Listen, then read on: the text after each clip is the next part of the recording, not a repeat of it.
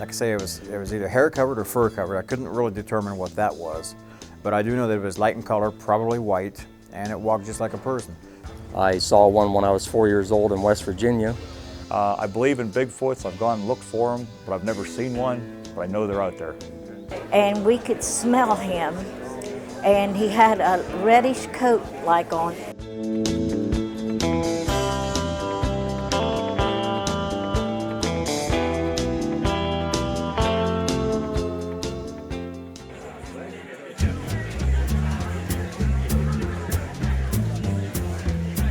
I have considered stopping the conferences more times than you know. You know, it's one of those things that I put together back in 1989. It was going to be a one-time event, although I dubbed it as the annual Bigfoot Conference. And after a while, I look at it like, okay, what's next? Who else can I bring in here that hasn't been in here that will shock and awe, so to speak, the 300 or 400 people that show up at the conference?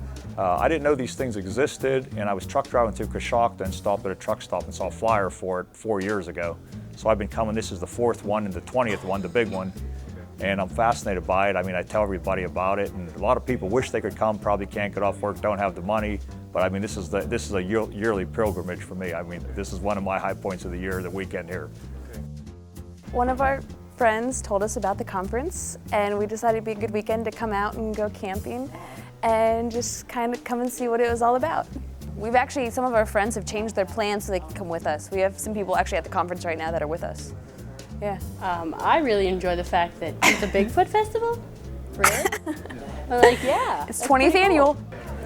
Well, I think the conference is a very special thing because it gets people together and they're able to talk about their feelings and the things they've seen without being made fun of. And this is very important.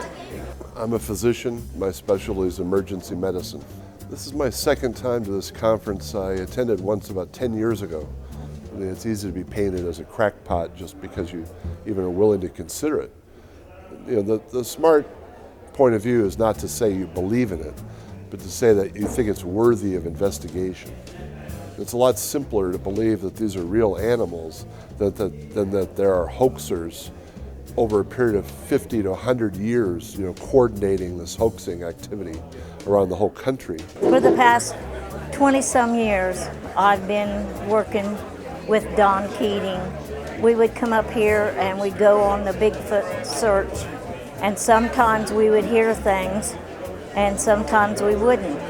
Even though it might be close to the water, he can leave prints in the water, and you want to check that too. And also the trees. Most of them are pretty tall, maybe 7 foot. So their head sometimes hits the limbs and breaks them off a certain way.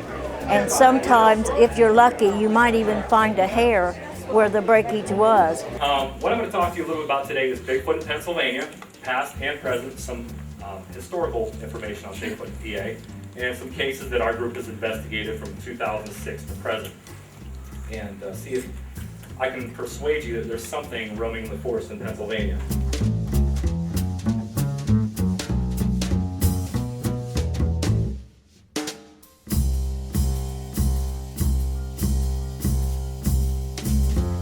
Come here for the camaraderie and learn something new, which I do every year, and look for sign on my own. I work so much, I don't get that much time off, so it's degraded to a point of like a hobby. If I could retire and had the funds and so forth, I've got some of the equipment, I would do this full time. It's just exciting to hear about, the experiences people have, and, it's weird in a way, but it makes you think about what's really out there. My name's Donna Kors. I'm from Florida. Came here, been researching Bigfoot for probably 35 years, and finally got a chance to come to one of these conferences with my sister. And it was just to find out new information. The speakers were great that we had here this year, and and come out in places like this to maybe see what we can find. A month from now, other than doing my internet radio show once a week, I probably won't think anything of it, because it's not something that I can't live without.